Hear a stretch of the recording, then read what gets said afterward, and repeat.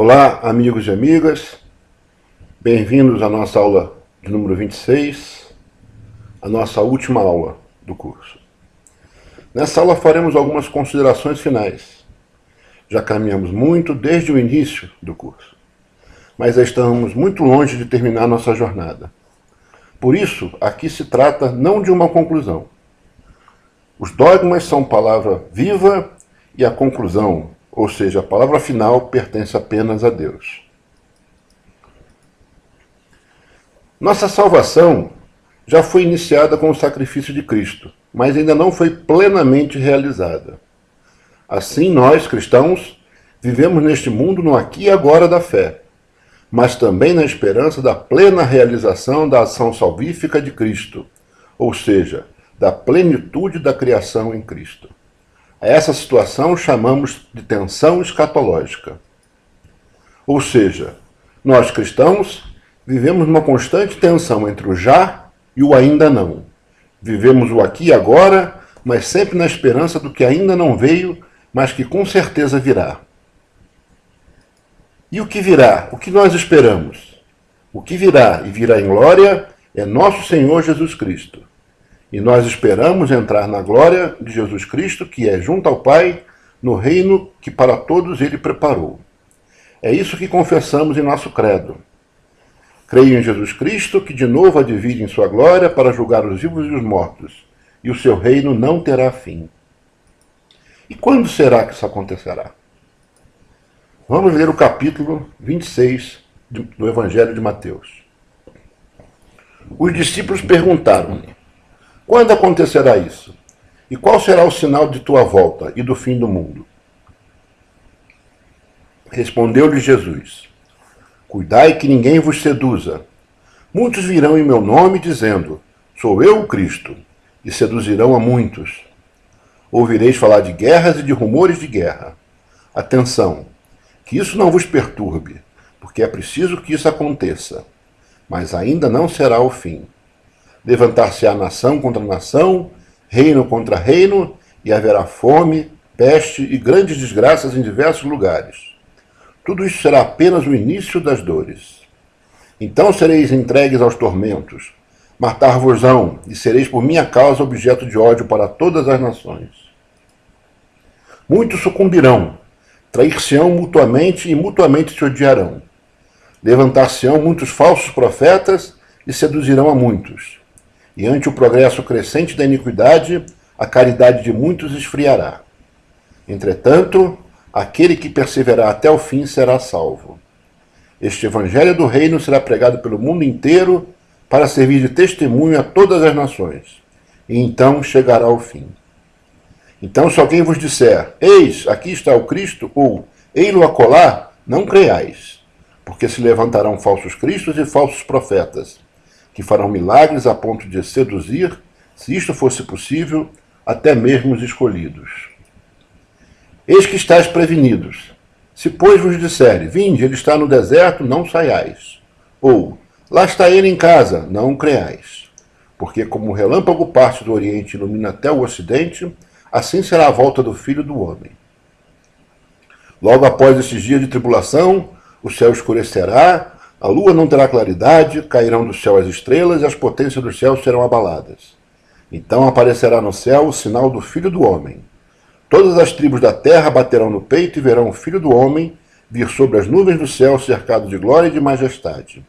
Ele enviará seus anjos com estridentes trombetas e juntarão seus escolhidos dos quatro ventos de uma extremidade do céu à outra. O céu e a terra passarão, mas as minhas palavras não passarão. Quanto àquele dia e àquela hora, ninguém o sabe, nem mesmo os anjos dos céus, mas somente o Pai. Vigiais, pois, porque não sabeis a hora em que virá o Senhor. Sabei que se o pai de família soubesse em que hora da noite viria o ladrão, vigiaria, e não deixaria arrombar a sua casa. Por isso, estai também vós preparados, porque o Filho do Homem virá numa hora em que menos pensardes. Ou seja, não sabemos, nem nos foi dado saber quando será a volta de Cristo, mas devemos estar preparados. E quem está ao nosso lado, querida e criada por Cristo, para nos ajudar nesta caminhada é a igreja peregrina neste mundo, vivendo conosco essa dimensão escatológica que constitui a natureza cristã. É impossível separar da igreja essa realidade escatológica, que está entranhada em todas as suas dimensões e que dá sentido último a todas as ações sacramentais da comunidade de fé. A igreja vive, desde a sua instituição, em sinais, dos quais ela mesma a manifestação do reino de Deus. Segundo a Lumen Gentium, Cristo, levantado da terra, atraiu todos a si, ressurgindo dos mortos, e enviou aos seus discípulos o seu vivificante Espírito, e por ele constituiu o seu corpo, que é a Igreja, como um sacramento universal de salvação. Celebramos em nossas missas, na nossa liturgia, todas as vezes que comemos deste pão e bebemos deste cálice, relembramos, Senhor, a vossa morte, enquanto aguardamos a vossa vinda. Aqui estão o presente, o passado e também o futuro. Senhor, não sabemos para onde vais, como podemos conhecer o caminho? Disse-lhes um dos apóstolos. Presente, passado e futuro convivem no coração dos fiéis, que buscam viver a santidade por meio dessas realidades. Esperar sofrendo, amando, rezando, resistindo às tentações, lutando contra o pecado, sendo paciente e misericordioso e mantendo intacta a fé, somente com a ajuda de Deus, e ela não nos falta. Se é a Eucaristia que nos alimenta e estimula neste caminhar, nesta peregrinação histórica para o futuro ao lado de Deus, são os ensinamentos de nossa igreja que iluminam o caminho. Às vezes trilhas, mas nunca trilhos. O caminho que temos e devemos percorrer, o caminho certo e único que leva ao Pai. Jesus já nos havia dito, eu sou o caminho, ninguém vai ao Pai senão por mim. Ao mesmo tempo em que nossos olhares estão no futuro, no ainda não podemos nos desviar de nossa responsabilidade pelo mundo presente, o já, para cuja edificação devemos contribuir, de forma que ele alcance aquilo que Deus decidiu em seus desígnios, o que só é possível sob a luz do Evangelho. Luz que nos ilumina para sermos nós mesmos luz. Somos luz quando nossas obras são reconhecidas como reflexo das obras do Pai. E quando isso acontece, é porque a nossa luz reflete a luz do Deus verdadeiro de Deus verdadeiro, que é a luz da luz. Eu sou a luz do mundo, disse Jesus. Vós sois a luz do mundo. Assim brilhe vossa luz diante dos homens, para que veja vossas boas obras e glorifique vosso Pai que está nos céus. A luz mostra e ilumina o caminho, que leva à plenitude, à bem-aventurança. Felizes os que temem o Senhor e trilham seus caminhos, já diziam os salmos. Eu sou o caminho, ninguém vai ao Pai senão por mim, nos diz Jesus. Vejamos essas palavras. Minha família são os que ouvem a palavra de Deus e a observam. Bem-aventurado aqueles que ouvem a palavra de Deus e a observam. Se permanecerdes na minha palavra, serei meus verdadeiros discípulos. Conhecereis a verdade e a verdade vos libertará. Quem é de Deus, ouve as palavras de Deus. E se vós não as ouvis, é porque não sois de Deus. Em verdade vos digo, se alguém guardar a minha palavra, não verá jamais a morte. Quem ouve a minha palavra e crê naquele que me enviou, tem a vida eterna, e não incorrerá na condenação, mas passou da morte para a vida. Quem escuta essa palavra, que é de Jesus, e segue esse caminho, que é Jesus, será sempre incompreendido, perseguido e até morto. Assim ele nos alertou. Então sereis entregues aos tormentos, matar-vos-ão e sereis por minha causa objeto de ódio para todas as nações. Por isso a igreja é perseguida desde o primeiro dia, e até hoje ainda é. Aquele, pois, que ouve essas minhas palavras e as põe em prática é semelhante a um homem prudente, que edificou sua casa sobre a rocha. Caiu a chuva, vieram as enchentes, sopraram os ventos e investiram contra aquela casa. Ela, porém, não caiu, porque estava edificada na rocha. Mas aquele que ouve as minhas palavras e não as põe em prática é semelhante a um homem insensato, que construiu sua casa na areia. Caiu a chuva, vieram as enchentes, sopraram os ventos e investiram contra aquela casa. Ela caiu e grande foi a sua ruína. A pedra rejeitada pelos arquitetos tornou-se a pedra angular. Tu és Pedro, e sobre esta pedra edificarei a minha igreja. As portas dos infernos não prevalecerão contra ela. A casa edificada sobre a pedra é a igreja. A pedra é Pedro. O fundamento é Jesus. Nos ensina São Paulo. Quanto ao fundamento, ninguém pode pôr outro diverso daquele que já foi posto, Jesus Cristo. Agora, se alguém edifica sobre este fundamento, com ouro ou com prata, ou com pedras preciosas, com madeira ou com feno ou com palha, a obra de cada um aparecerá. A igreja faz o que faz, e é como é, pois é assim que tem que ser, assim que tem que agir. Não fazer e não ser assim seria infidelidade aos mandamentos de seu fundador, Jesus Cristo. Alguns desses mandamentos vemos aqui nesta figura. Não vos preocupeis com o que haveis de falar, porque o Espírito Santo vos inspirará naquela hora o que deveis dizer. Mas descerá sobre vós o Espírito e vos dará força, e sereis minhas testemunhas em Jerusalém, em toda a Judéia e Samaria, e até os confins do mundo. Pregamos numa linguagem que nos foi ensinada não pela sabedoria humana, mas pelo Espírito, que exprime as coisas espirituais em termos espirituais. Tu és Pedro, e sobre esta pedra edificarei a minha igreja. As portas do inferno não prevalecerão contra ela. Eu te darei as chaves do reino dos céus. Tudo o que ligares na terra será ligado nos céus, e tudo o que desligares na terra será desligado nos céus.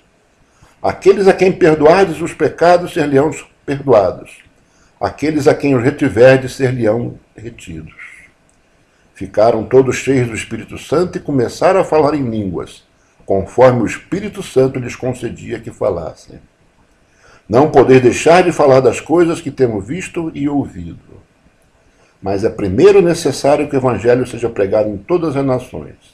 Não premediteis no que haveis de dizer, mas dizei o que vos for inspirado naquela hora, porque não sois vós que falais, mas sim o Espírito Santo. Todos esses trechos da palavra de Deus se aplicam à nossa querida igreja. Mas, isso aqui, lhe é familiar? Essa proliferação de pseudo-igrejas, de seitas de todos os tipos e espécies.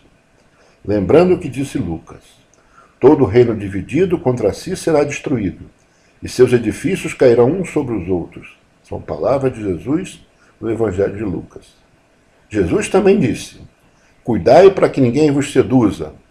Muitos virão em meu nome, sou eu, Cristo, e seduzirão a muitos. Levantar-se-ão muitos falsos profetas e seduzirão a muitos. Então, se alguém vos disser, eis aqui o Cristo, ou ei-lo acolá, não creiais, porque se levantarão falsos cristos e falsos profetas, que farão milagres a ponto de seduzir, se isto fosse possível, até mesmo os escolhidos. Perceberam a quem se aplicam essas palavras?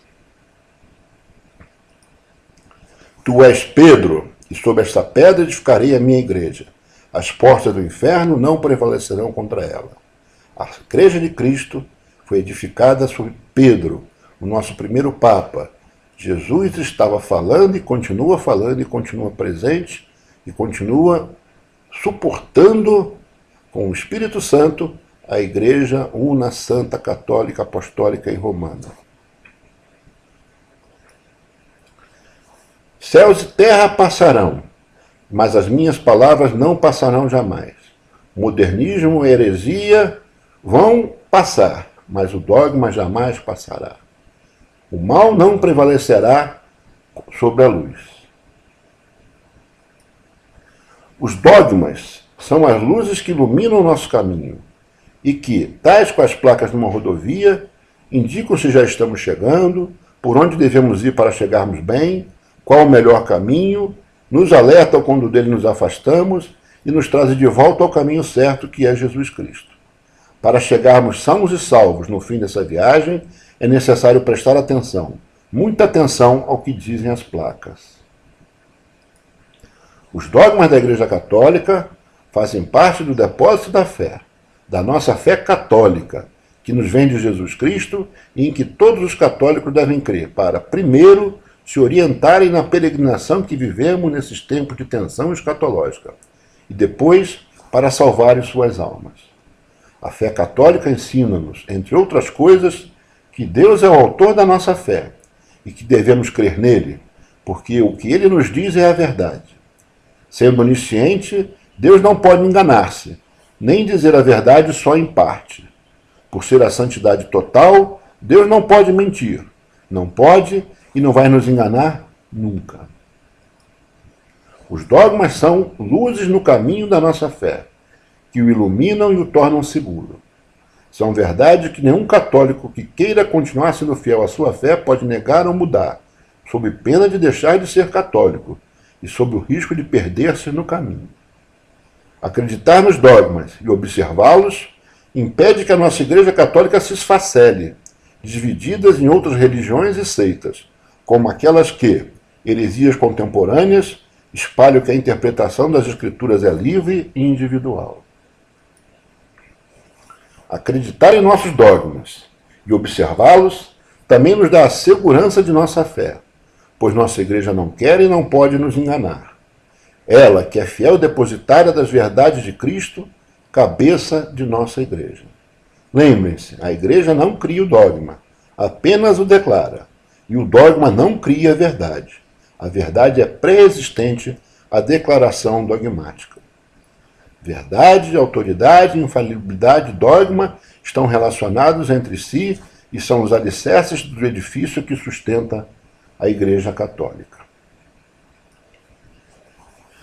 Possa a luz verdadeira da fé libertar a humanidade da ignorância e da escravidão do pecado, para conduzi-la à única liberdade digna deste nome, a da vida em Jesus Cristo, sob a guia do Espírito Santo, na terra e no reino dos céus, na plenitude da bem-aventurança da visão de Deus face a face. Assim nos ensinou o Santo Papa João Paulo II. E São Paulo: é para que sejamos homens livres que Cristo nos libertou. Ficai, portanto, firmes, e não vos submetais outra vez ao jugo da escravidão. Deus sempre nos diz a verdade, somente a verdade e nada mais que a verdade.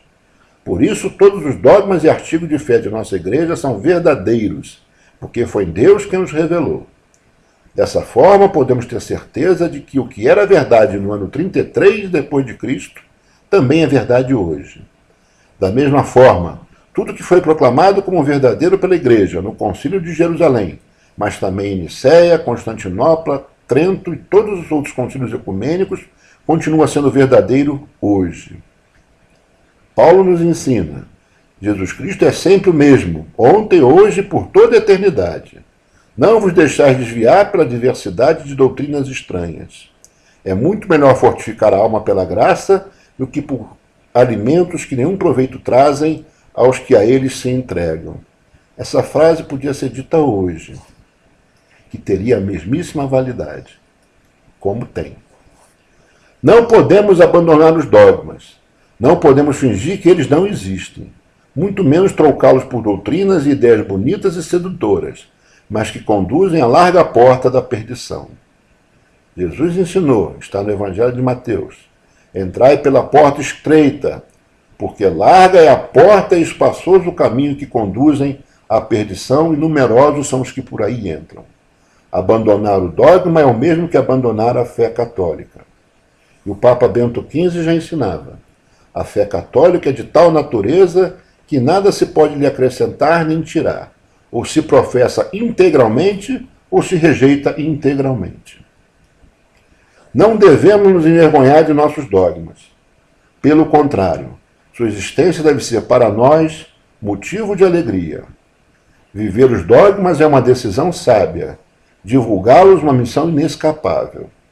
Quem aceita essa regra é porque compreendeu, pela graça de Deus, a profunda coerência da vida cristã e da felicidade. Quem aceita essa regra observa já todos os sinais e alcançará o objetivo, o ainda não, a eternidade junto a Deus, pois escolheu o caminho certo e seguro.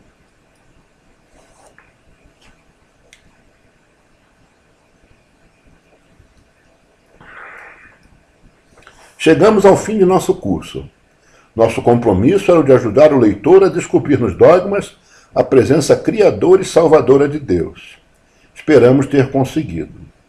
E se conseguimos, cabe agora repensar o modo de compreendermos a fé católica e descobrir se ela é a sua própria fé. Essa fé que dá sentido às nossas vidas, como deu aos nossos antepassados cristãos. Os dogmas nos unem entre nós e a nós com nossos antecessores, desde os apóstolos. Somos o povo de Deus. Essa é a nossa fé e a nossa identidade. Sou católico, graças a Deus. Creio, entendo, pratico e ensino os dogmas de minha santa e amada Igreja.